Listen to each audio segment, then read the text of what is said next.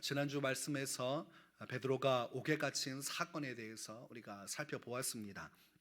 베드로를 헤롯 왕이 붙들어 두었고 그를 죽임으로써 자기의 인기를 더하려고 했습니다.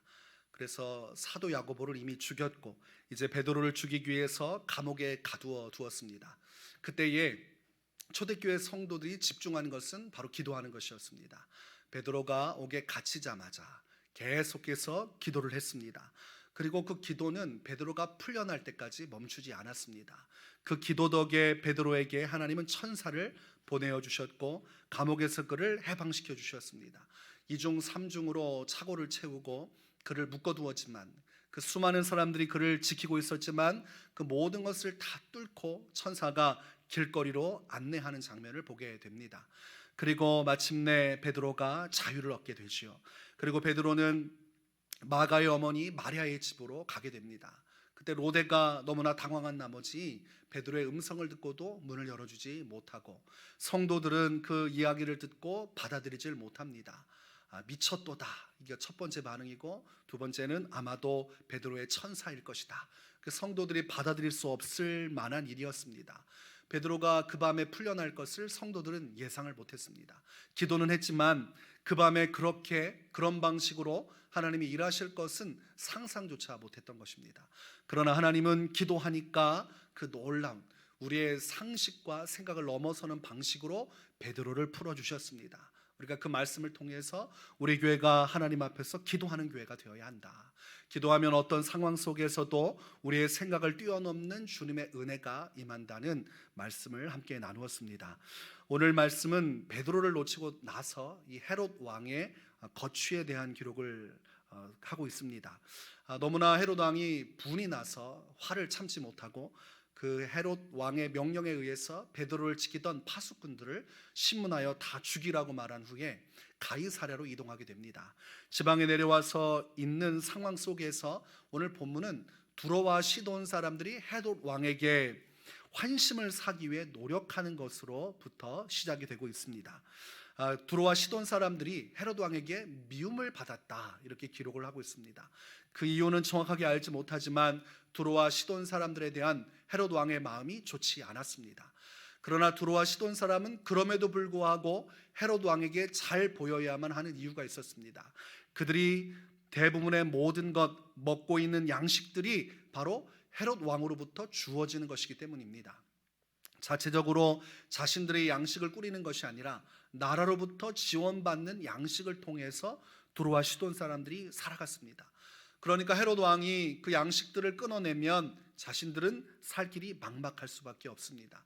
그래서 관계가 틀어진 것을 회복하기 위해 노력을 하기 위해서 오늘 본문 말씀을 보니까 블라스도라는 사람에게 도움을 요청합니다. 이 사람이 헤롯 왕의 오른팔쯤 되는 사람으로 보입니다. 헤롯 왕의 침소를 맡은 신하. 우리가 위험이 있을 때 가장 위험하다고 볼 수 있는 게 언제입니까? 잠잘 때지요. 그래서 잠자는 장소는 쉽게 오픈을 하지 않습니다. 그리고 측근 중에 측근만이 침소에 드나들 수 있고 침소를 관리할 수 있습니다. 그러니까 이 블라스도라는 사람이 헤롯 왕의 침소를 맡은 신하, 이렇게 한 것은 그에게 충분한 사랑을 받고 신뢰를 받는 신하였음을 알 수 있습니다.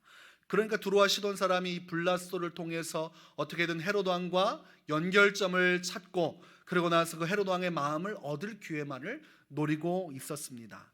그리고 때마침 헤롯이 왕복을 입고 사람들 앞에 연설을 하는 날이 되었습니다. 그러니 두로와 시돈 사람들이 어떤 마음으로 그곳에 몰려들었겠습니까? 잘 보이고 싶은 마음, 헤롯 왕의 마음에 들고 싶은 마음으로 그곳에 모여들었습니다. 헤롯이 많은 사람들 앞에서 연설을 하게 되었고 그때에 있었던 사람들이 22절에 보니까 이런 이야기를 합니다. 백성들이 크게 부르되 이것은 신의 소리요 사람의 소리가 아니라 하거늘. 너무나 부담되는 말이죠. 지금 왕이 이야기하고 있는데 그것을 신의 소리라고 찬사를 하고 있습니다. 너무나 불편한 이야기입니다. 왕은 신이 아니기 때문입니다. 더군다나 헤롯 왕은 분봉 왕입니다. 로마 정부가 식민지로 삼고 있는 이스라엘의 작은 왕입니다. 로마 정부가 임명한 왕입니다. 이스라엘 사람으로서 어떻게 보면 식민지 사람이라고 할 수 있는데, 아니 이 작은 헤롯 왕을 보고 어떻게 신의 소리라고까지 이야기하겠습니까? 그러니까 의도가 분명한 것이죠. 잘 보이고 싶은 것입니다. 이 헤롯 왕에게 잘 보여서 혜택을 얻고 싶은 두로와 시돈 사람들의 마음이 여기에 담겨져 있는 것입니다. 그리고 이 헤롯 왕이 이것을 싫어했으면 문제가 되는데 이 사람은 인기를 얻고자 하는 사람이었다고 제가 말씀드렸습니다. 초대교회를 어떻게든 탄압하고 박해하고 그리고 사도들을 죽여서라도 자신의 인기를 얻기만 하면, 그래서 사람들에게 지지를 받고 정치를 잘하게 되면 로마 사람들, 로마 정부에도 자기가 인정을 받게 되어 있습니다. 탄탄대로의 길을 갈 수 있는 길이 열리는 겁니다. 그러니까 이 사람들의 찬사를 들으면 헤롯이 너무나 기뻐하고 즐거워했음은 자명한 것입니다.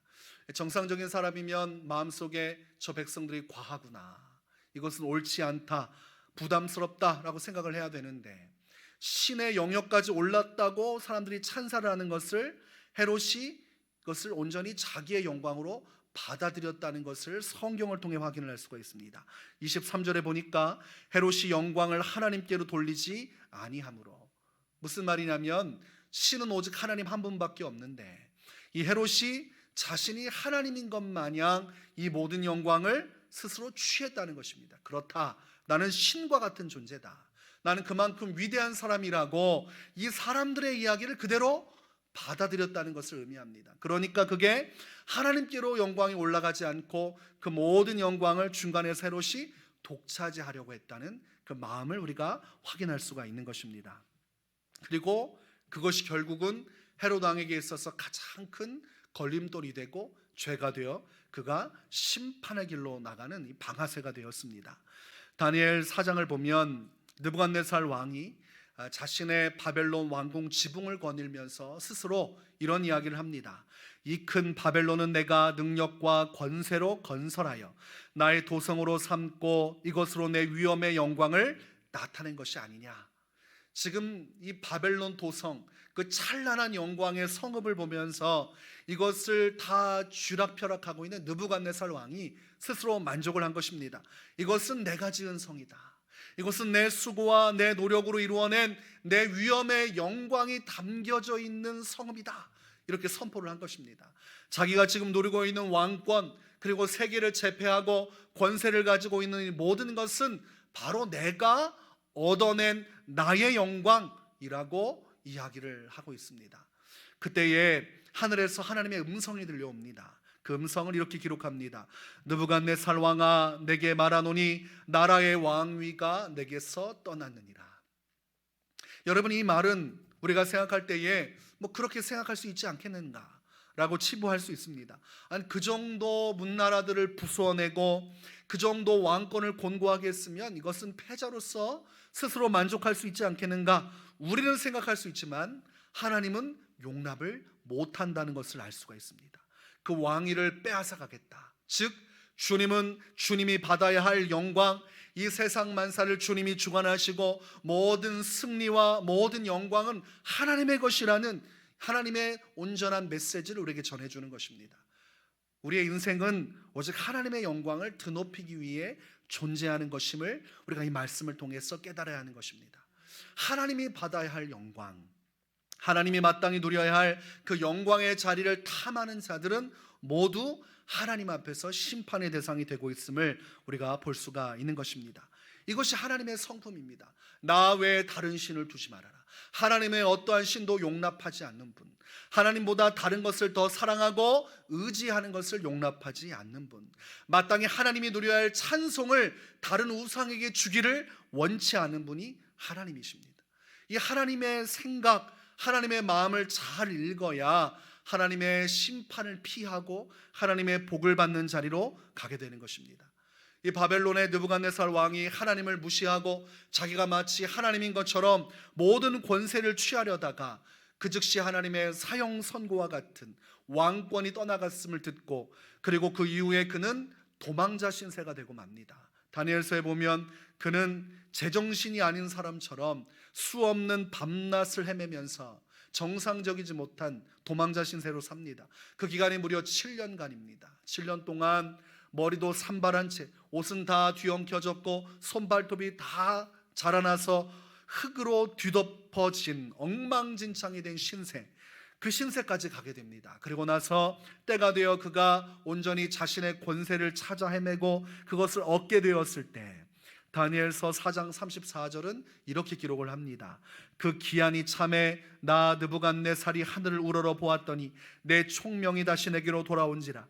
이에 내가 지극히 높으신 이에게 감사하며 영생하시는 이를 찬양하고 경배하였나니 그 권세는 영원한 권세요 그 나라는 대대에 이르리로다. 문나라들을 멸망시켰던 한 나라의 왕이 이제는 하나님을 찬송하고 있습니다. 이것이 주님이 원하시는 정답입니다.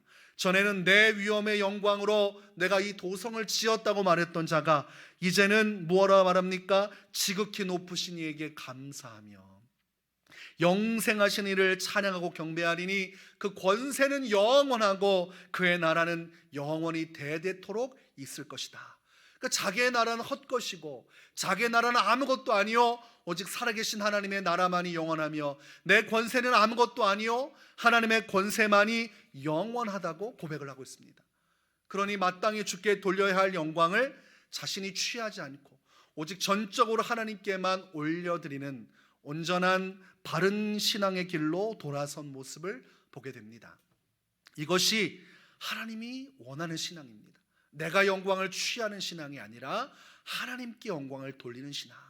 내가 하나님의 자리에 서는 것이 아니라 마땅히 하나님을 하나님으로서 높여드리고 인정하는 신앙, 그 신앙을 주님은 원하시는 것입니다. 이 헤롯 왕이 신의 소리라는 이야기를 들었을 때 만약 하나님을 경외했다면 이것은 잘못된 이야기라고 사람들에게 말은 못해도 마음속에는 잘못되었다 생각을 하고 있어야 됩니다. 그러나 그는 그것을 즐겼지요. 그 말하는 것을 들으면서 행복해했습니다. 기뻤습니다. 내가 이들에게 신적인 존재구나. 그리고 그것으로 인해서 그는 하나님 앞에서 큰 위기를 맞게 되는데 곧 죽음의 위기를 맞게 되고 결국은 죽게 됩니다. 본문 23절에 보니까 주의 사자가 곧 친히 벌레에게 먹혀 죽으니라. 야고보 사도를 죽이고 베드로마저 죽이려 했던 그가 결정적으로 그때까지는 괜찮았는데 최종적으로 하나님의 자리에 오르려 하자 그때 비로소 자비의 시간은 끝이 나고 하나님의 심판이 여지없이 들이닥쳤습니다. 그러니 이 죄가 얼마나 큰 것인가. 하나님의 권위에 도전하고 하나님의 자리에 앉으려는 자, 하나님을 부정하고 그 영광을 취하려는 그 죄가 얼마나 큰 것인지를 성경 말씀을 통해서 우리는 깨달아야 됩니다. 잠언 16장 18절에서 기록하기를 교만은 패망의 선봉이요 거만한 마음은 넘어짐의 앞잡이니라. 이 말씀이 너무나 중요한 겁니다. 교만하면 반드시 패망하게 된다. 패망하는 가장 첫 번째 조건, 가장 중요한 조건이 있다면 교만하면 즉각적으로 패망하게 될 것이다. 여러분, 교만하면 패망합니다. 거만한 마음 가지면 반드시 넘어지게 되어 있습니다. 오늘 그것을 여실하게 보여주는 모델이 바로 헤롯 왕입니다. 하나님 앞에 교만하다가 하나님의 자리에까지 오르려 하다가 하나님께 돌려야 할 영광을 자신이 취하다가 결국은 패망하게 된 케이스, 헤롯 왕이라고 할 수가 있겠습니다. 우리가 인생을 살면서 조심해야 될 것이 바로 이 교만입니다. 우리가 예수님 믿는다고 해서 교만하지 않다고 말할 수 없어요.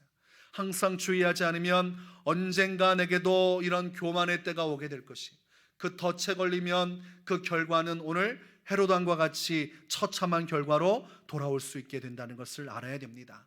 그래서 사도들은 항상 조심한 것이 교만해지지 않는 것이었습니다. 사도들이 하나님의 일을 할 때에 주님의 기적이 나타나고 하나님의 영광이 나타날 때 세상 사람들은 사도들에게 환호했습니다. 그들을 신으로 추앙하려고 했습니다. 그때 사도들은 그 순간을 가장 두려워했습니다. 그 순간에 가장 충격을 받고 어찌할 바를 모르고 자신이 할 수 있는 가장 낮은 자세를 취하여서 그 위기를 벗어나려고 했습니다. 왜냐하면 거기에 걸려 넘어지면 사도들도 하나님의 심판을 벗어날 수 없기 때문입니다. 하나님 앞에 교만한 것은 누구라도 멸망하는 길이기 때문입니다. 사도행전 14장에 보면 바나바와 바울이 루스드라 지역으로 갑니다. 그 지역에 가면 태어날 때부터 발을 쓰지 못하고 걷지 못했던 자가 있습니다. 그런데 이 사람이 이 사도 바울과 바나바를 만나고 나서 걷게 되는 기적의 역사가 일어납니다. 그러니 이 루스드라에 있는 사람들이 얼마나 충격을 받았겠습니까? 아니, 갓난아기 때부터 못 걷던 사람이 갑자기 바나바와 바울을 만나고 나서 걷게 되니 이게 얼마나 큰 충격이겠습니까? 이것은 우리가 말로 들어서 그렇지, 여러분 주변에 걷지 못한 여러분의 친척이나 지인들이 있는데 어느 날 누군가에 의해서 그 사람이 순간적으로 걷게 되는 걸 보게 되면 충격을 받게 되는 것입니다. 그러니 이 사람들이 충격을 받고 이 바나바와 바울을 신으로 격상시켜서 그들을 섬기려고 했습니다. 그래서 성경을 보니까 바나바를 제우스라고 말했고 바울을 헤르메스라고 했습니다. 신이 사람의 모습으로 왔다. 이 당시에는 신이 사람의 모습으로 오는 이야기에 대한 그 신적인 신앙이 있었어요. 그래서 하늘의 신이 이 땅에 인간으로 와서 우리 가운데 현현한 것이다. 그래서 바나바와 바울에게 제사장들이 소와 환을 가지고 제사까지 지내려고 했습니다. 아니, 그냥 모른 척 가만히 있으면 신이 될 수 있고, 신이 되면 원하는 것 다 받아 누릴 수도 있을 텐데, 그저 가만히 모른 척하고 있어도 되는데 절대로 그렇게 안 합니다. 사도들이 난리가 났습니다. 사도행전 14장 14절을 보면 두 사도 바나바와 바울이 듣고 옷을 찢고 무리 가운데 뛰어들어서 소리질러. 이 두 가지만 봐도 여러분 상황을 이해할 수 있을 겁니다. 옷을 찢었다. 얼마나 긴박하면 옷을 찢고 있겠습니까? 이것은 통회하는, 통곡하는, 있을 수가 없는 일이다. 이거는 말도 되지 않는다. 우리를 하나님의 자리에 놓다니 옷을 찢은 것입니다. 그리고 사람들 가운데 뛰어들었다. 그저 모른 척하고 가만히 있으면 되는데, 뭐 내가 신이라고 말한 적 없으니까, 저들이 섬기는 것뿐이니까 라고 할 수도 있었는데 절대 그렇게 하지 않습니다. 적극적으로 사람들 가운데 뛰어 들어가서 소리 지르면서 그곳에서 복음을 이야기하고 하나님의 구원의 경륜에 대해서 이야기하기 시작합니다. 자기들이 높아지면 큰일 나는 것이죠. 이건 큰 죄가 되는 겁니다. 사람 구하러 왔다가 내 영혼 망치는 길이라, 사도들이 영적으로 민감한 사람들이고 영적으로 지혜로운 사람들이었기 때문에 이것이 마귀가 주는 덫이라는 걸 알고 후닥닥 뛰어서 마귀가 교만해지지 못하게 하도록 즉시 자신의 옷을 찢고 겸손의 자리로 나가고, 자신들은 아무것도 아니요 살아계신 하나님께서 이 모든 것을 행하셨음을 고백하고 하나님께만 영광을 돌리는 일을 행합니다. 여러분, 이것이 영적인 지혜입니다. 사도들이 안 거예요. 하나님을 깊이 아는 사람은 하나님이 가장 싫어하는 것이 무엇인지를 압니다. 교만한 자는 하나님의 은혜를 받을 수가 없고, 은혜를 받았어도 그 은혜 안에서 끊어지는 일이 벌어질 수 있다는 것, 사도들이 너무나 잘 알았어요. 그래서 그들이 뭐라고 합니까? 우리도 여러분과 같은 성정을 가진 사람이라, 당신들하고 나하고 똑같은 사람이라 우리한테 절대로 제사하면 안 됩니다. 우리를 하나님이라고 부르면 당신들도 망하고 저도 망하는 것입니다. 절대로 그런 이야기는 하지도 마십시오. 그래서 하나님께 올려져야 할 영광을 자신들이 조금도 취하지 않기 위해 사력을 다해서 막습니다. 이것이 우리가 가지고 있어야 할 신앙관입니다. 하나님의 영광을 우리가 취하지 않는다. 내가 하나님의 자리에 올라서는 것은 있을 수도 없다. 오직 하나님만이 모든 영광을 받아야 된다. 이것이 사도들의 신앙 고백이었습니다. 사도 바울은 고린도전서 15장 10절에 이렇게 말합니다.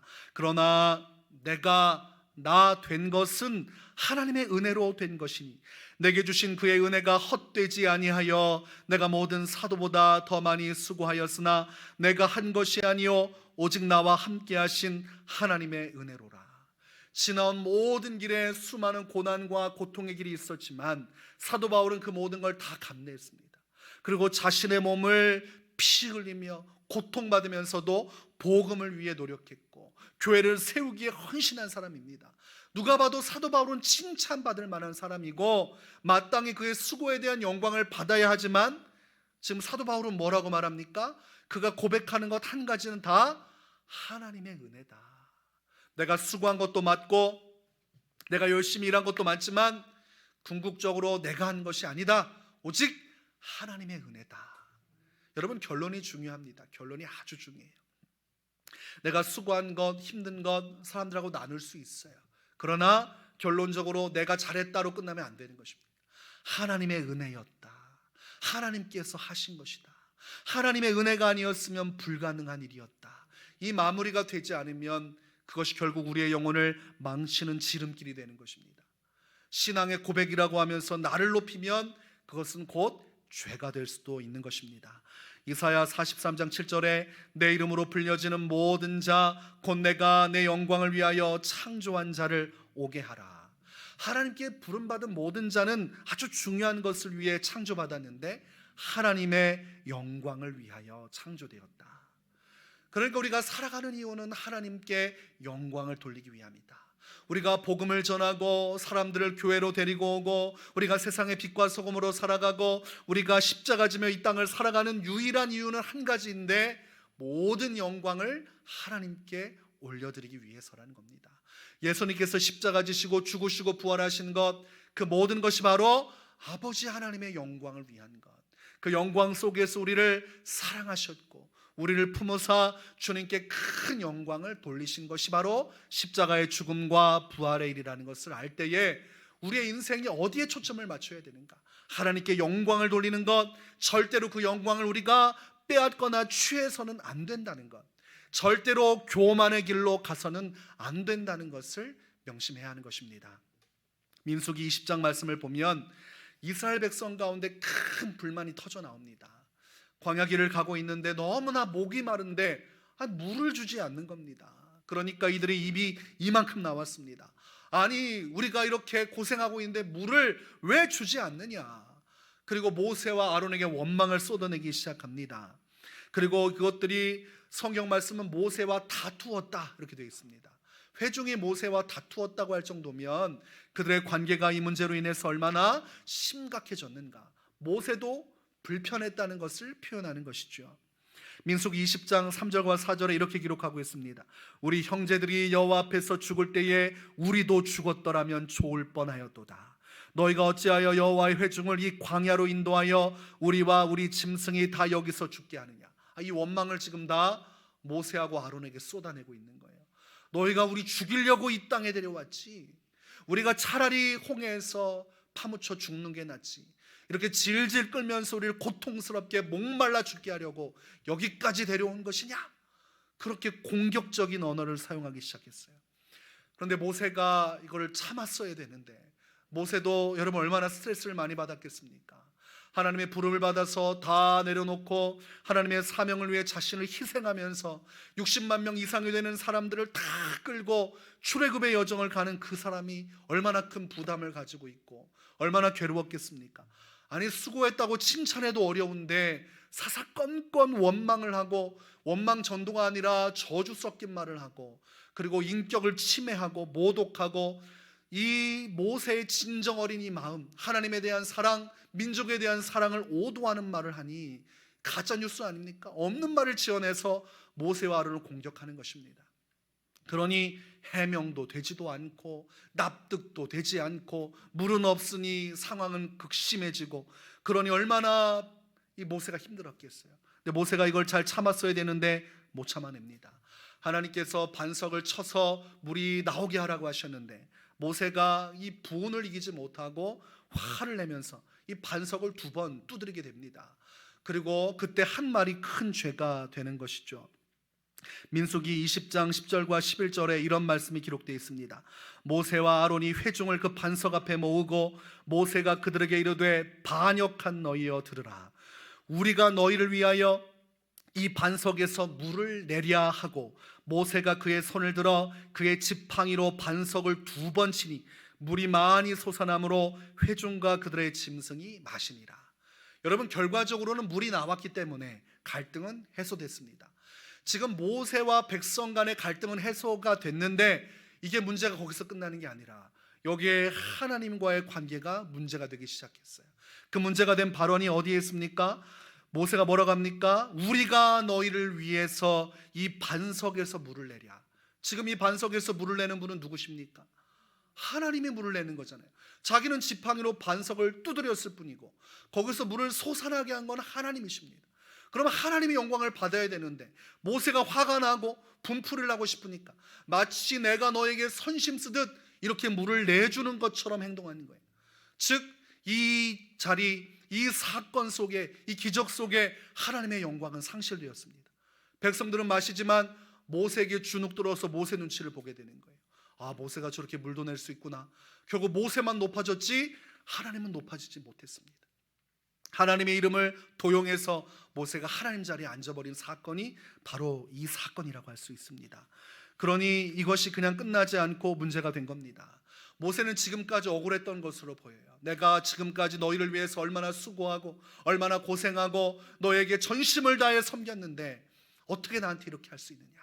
그 자기 자신의 어떤 교만한 마음에 확 사로잡힌 거예요. 내가 했다, 내가 수고했다, 내 노력이다, 왜 인정을 못 해주냐. 그러면서 이것이 교만으로 번져서 하나님의 영광의 자리를 취함으로써 자기 만족은 얻었지만 하나님과의 관계가 깨졌습니다. 하나님이 가장 싫어하는 일, 하나님의 영광을 빼앗아가는 일, 하나님의 영광을 사람이 취하는 그 하지 말아야 할 일을 하고 말았어요. 그리고 이 문제는 여기서 끝나지 않고 비극의 결과로 가게 됩니다. 모세와 아론이 불못으로 떨어지고 심판 가운데 가진 않았지만 하나님께서 약속하신 땅으로 갈 수가 없게 되었어요. 하나님께서 이 사건을 그냥 넘기지 않았습니다. 여러분, 이것을 보셔도 알지 않습니까? 교만해져서 하나님의 영광을 빼앗아가면 그 파급 효과라는 것이, 그 결과라는 것이 얼마나 크게 돌아오는지 우리가 이 말씀을 통해서 깊이 깨달아야 됩니다. 민수기 20장 12절에 이렇게 기록을 하고 있습니다. 여호와께서 모세와 아론에게 이르시되 너희가 나를 믿지 아니하고 이스라엘 자손의 목전에서 내 거룩함을 나타내지 아니한 고로 너희는 이 회중을 내가 그들에게 준 땅으로 인도하여 드리지 못하리라 하시니라. 하나님께서 판결을 하셨어요. 그런데 너희가 나를 믿지 아니하였다. 아니, 하나님을 믿었으니까 출애굽의 여정에 왔고 하나님을 믿었으니까 가나안 땅으로 가는 거 아닙니까? 그러나 이 사건을 하나님께서 해석하실 때 나를 믿지 아니하였다, 불신앙이라고 평가합니다. 즉 교만은 불신앙으로 간주됩니다. 내가 어떤 열심으로 어떤 일을 했건 결과적으로 교만해져서 하나님의 영광을 취하거나 하나님을 인정하지 아니하면 여러분, 그것이 곧 불신앙입니다. 너가 나를 믿지 않는구나. 그래서 교만한 자가 망하는 이유는 그것이 곧 불신앙이기 때문입니다. 교만하면서도 내가 하나님을 믿는다, 천국 간다, 그런 사람은 이해를 못하는 거예요. 하나님을 고백하면서도 교만의 자리에 앉아있으면 그것이 곧 불신앙으로 간주된다는 것을 안다면 우리는 그 자리에서 즉각적으로 내려와야 됩니다. 하나님의 영광을 취하는 자리에서 내려와야 되는 것입니다. 결국 여러분, 민수기 20장 말씀을 보면 아론은 호르산에 올라가서 아론은 자신의 아들 엘르아살에게 자신의 옷을 벗어서 입혀줍니다. 그리고 호르산 꼭대기에서 죽고 맙니다. 가나안 땅에 들어가지 못하고 자기 자녀에게 옷만 전해주고 죽고 끝납니다. 가나안 여정의 끝을 함께하지 못해요. 얼마나 비극적입니까? 신명기 3장 25절에 보니까 모세가 하나님께 기도를 합니다. 왜냐하면 자기는 꼭 가나안 땅에 들어가고 싶었기 때문입니다. 이렇게 기도합니다. 구하옵나니 나를 건너가게 하사 요단 저쪽에 있는 아름다운 땅, 아름다운 산과 레바논을 보게 하옵소서. 여러분, 이때 모세의 심정이 어떻겠어요? 정말 회개하는 마음으로 하나님, 잘못했습니다. 하나님의 영광을 도적질하고 교만했습니다. 그러나 한 번만 더 기회를 주셔서 저 가나안 땅에 갈 수 있도록, 그 아름다운 땅을 제가 밟을 수 있도록 해주십시오. 여러분, 이렇게까지 간절하게 기도하면 하나님께서 응답을 해 주셔야 되는 거 아닙니까? 그러나 하나님께서 거절하십니다. 너는 더 이상 이 기도를 내게 하지 말아라. 저는 이 말씀을 볼 때 먹먹함이 왔어요. 그리고 우리가 이 말씀을 아주 두려운 마음으로 받아야 할 이유를 발견해야 하는 것입니다. 교만하면 정말 끝이구나. 교만하면 정말 가차없이 하나님의 맹렬한 심판을 받게 되겠구나. 정말 교만은 패망의 선봉이란 말이 맞구나. 너무나 우습게 이 말씀을 이해하고 넘기고 교만하다가는 내 인생도 정말 끝장이 날 수 있겠구나. 여러분, 이 말씀을 잘 받아야 됩니다. 교만은 무서운 죄예요. 이것은 하나님과 자신의 길을 완전히 갈라놓는 길입니다. 부부간에 그 관계를 끊어내는 게 뭡니까? 불륜이지요. 이 교만한 것이 영적으로는 불륜과 같아서 하나님과 자신을 끊어내는 큰 죄입니다. 하나님과 함께 할 수 없어요. 왜냐하면 하나님의 자리에 내가 앉으려면 하나님을 지원해야 되기 때문입니다. 하나님의 영광을 깎아내야 내가 하나님 자리에 올 수 있어요. 그러나 하나님과 함께 할 수 없는 것이 바로 교만한 자들의 특징입니다. 여러분, 이단이 왜 생깁니까? 이단들의 특징이 뭔지 아십니까? 교만함입니다. 우리만 특별하다. 기독교 역사 전체를 다 부정하고 온 나라에 있는 전 세계 교회들을 다 부정해요. 우리만 구원받는다. 이렇게 교만한 순간부터 멸망은 예정돼 있는 것입니다. 이단의 교주들, 이단의 중심에 있는 목사들이 가지고 있는 잘못된 생각이 뭡니까? 이 교만함이에요. 나만 특별하다. 이 특별한 의식이 굉장히 믿음이 좋다고 할 수 있지만 반대로 하면 이것은 교만의 자리로 나가는 지름길이 될 수 있다는 것입니다. 우리가 뜨거운 신앙생활을 해야 하고 하나님의 음성도 들어야 되고 성령의 은사도 체험해야 되고 성령의 열매도 맺혀야 되고 그 안에서 신비로운 영적인 세상을 경험하면서 말씀을 따라 하루하루 살아가는 것 참 중요합니다. 그러나 그 은혜가 도리어 해가 될 수 있는 것은 교만에 빠질 때입니다. 나만 특별하다는 생각에 빠지면 문제가 돼요. 내가 은혜를 받게 되면 마음속에 은혜가 감사하다, 이 귀한 은혜를 주신 주님께 영광을 돌린다로 끝나야 되는데 어떻게 끝나요? 내가 특별하니까 이런 은혜를 주시지, 내가 다른 사람보다 뭔가 다르니까 내게 이런 은혜를 주셨지, 이렇게 생각을 한다는 것입니다. 한 이단 수뇌부가 되는 목사님이 설교하는 걸 들었어요. 근데 그분은 아주 자신만만합니다. 하나님이 자기를 너무나 많이 사랑한대요. 성경에 기록되어 있지 않은 말씀도 자기가 오늘 밤 기도하면 하나님이 말씀해 준다는 거예요. 그런 식인 거죠. 하나님, 성경에 어디가 안 들어가 있는데 이 말씀은 뭡니까? 그러면 야, 성경에는 나와 있지 않지만 내가 너한테는 말해줄게. 그러니까 언제라도 기도하면 성경과 같은 권위가 있는 하나님의 진리의 말씀이 쏟아진다는 거예요. 특별한 계시를 받는다는 거예요. 다른 목사들은 못 받는 건데 나는 특별히 사랑하니까 내게 하나님이 그런 은혜를 주신다는 거예요. 거기부터 이단이 시작되는 것입니다. 그러다가 어떻게 됩니까? 내가 곧 하나님이다. 내가 곧 성령님이다. 하나님은 이 땅에 누군가를 쓰셔야 되는데 육신을 입고 역사해야 되는데 내가 곧 성령이 일하시는 육신이다. 곧 자기가 하나님이라는 거지 않습니까? 그런 식으로 내가 특별하다는 생각에 사로잡히면서 교만의 길로 가는 것입니다. 은혜는 내가 특별해지는 것이 아니라 주님이 높아지시는 겁니다. 이 낮고 낮은 아무것도 안 되는 나를 위해 하나님이 이런 귀한 은혜를 주셨으니 주님의 은혜가 얼마나 큰가, 주님의 위대하심이 얼마나 큰가, 주님은 나 같은 사람도 용서하시고 이 큰 은혜를 주셨는데 얼마나 좋은 분인가, 남보다 더 큰 은혜를 받았다면 이것이 얼마나 큰 은혜고 감사한가. 주님, 이 죄인 중에 괴수 같은 나를 이렇게 은혜 주시니 얼마나 감사합니까? 다른 사람보다 못하고 연약한 저를 이 수많은 인생 중에 큰 은혜를 베푸셨으니 감사합니다. 그리고 넙죽 엎드려서 주께 영광을 돌리고 찬양을 해야 하는데 교만은 역시 나니까 이런 은혜를 주시지, 이게 교만인 것입니다. 그러다가 하나님의 자리까지 오르게 되고 나중에는 하나님의 말씀을 벗어나 자기가 곧 하나님이 되는 거예요. 내가 어떤 일을 하더라도 하나님은 나를 사랑하니까 만사 오케이 해준다는 거예요. 그래서 말씀을 지키지도 않고 음행을 행하고 세상에서 방탕하면서도 뭐라고 생각해요? 하나님은 나를 특별히 사랑하니까 내가 이런 죄를 지어도 다 이해해 주실 거야. 이런 신앙을 교만하다. 하나님의 말씀을 벗어나 주의 뜻을 벗어나 살면서도 나만은 특별하다는 의식, 교만한 것입니다. 그래서 은혜를 받았다는 사람들이 추락하는 이유가 거기에 빠지는 거예요. 교만한 생각. 여러분, 이것은 믿음이 아닙니다. 그래서 항상 신앙은 은혜를 받거나 하나님의 은혜를 경험하게 되면 하나님께서 하셨습니다, 이 고백을 해야 돼요. 하나님께서 하셨습니다. 내가 한 게 아니라 내가 노력은 했지만 결과적으로 하나님의 은혜가 그 일을 하셨습니다. 하나님이 하셨다는 결론으로 끝나야 돼요. 그리고 하나님께서만이 영광을 받으십시오. 이 두 가지가 빠지면 언제라도 사람은 미혹을 받아 교만의 자리에 들어가게 돼요. 교회가 힘들고 어려울 때 수고하고 애쓰지요. 그러다가 누군가에 의해서 교회가 부흥했다고 칩시다. 교회가 크게 부흥했어요. 그러면 목회자가 그 자리에서 겸손으로 가야 되는데 내가 이 교회를 부흥시켰다 그러면서 돌아다니면서 간증을 한단 말이에요. 그러면 망하는 지름길입니다. 내가 한 게 아니라 하나님이 하신 거예요. 누군가가 헌금을 많이 내서 교회 성전 건축하는데 큰 힘이 되었어요. 근데 그 다음부터 내가 했다는 생각을 가지면 망하는 것입니다. 하나님이 이 낮고 낮은 자에게 재정의 은혜를 주셔서 나를 통해서 이 교회를 세우셨으니 얼마나 큰 은혜인가.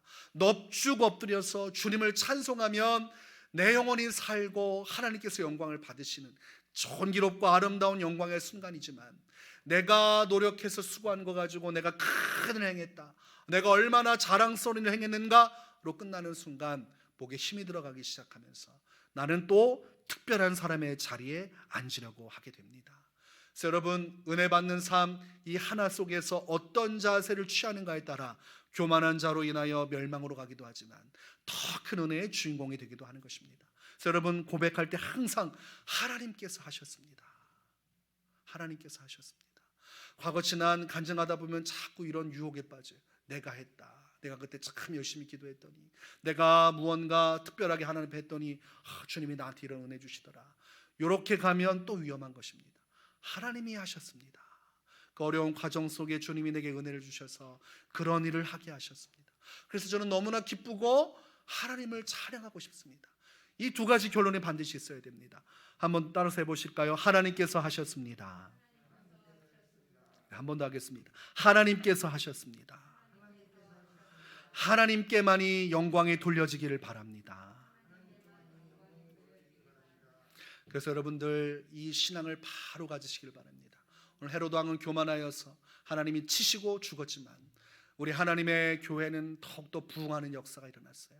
겸손한 성도들이 함께 모여 기도하고 애써서 한마음 되어 주님을 의지했더니 교회의 역사는 계속해서 번성하고 부흥하기 시작했습니다. 우리 교회가 서로 겸손한 자가 되어서 하나님이 하셨습니다. 또 하나님께서 은혜를 주셔서 우리가 부흥하게 되면 또 우리가 고백하기를 하나님께서 하셨습니다. 목회자가 한 게 아니에요. 우리 개개인이 잘나서 한 게 결과적으로 하나님께서 하셨습니다. 하나님만이 높임을 받는 교회, 그 안에서 더 큰 주의 영광이 임하는 교회로 세워지기를 주의 이름으로 축원합니다.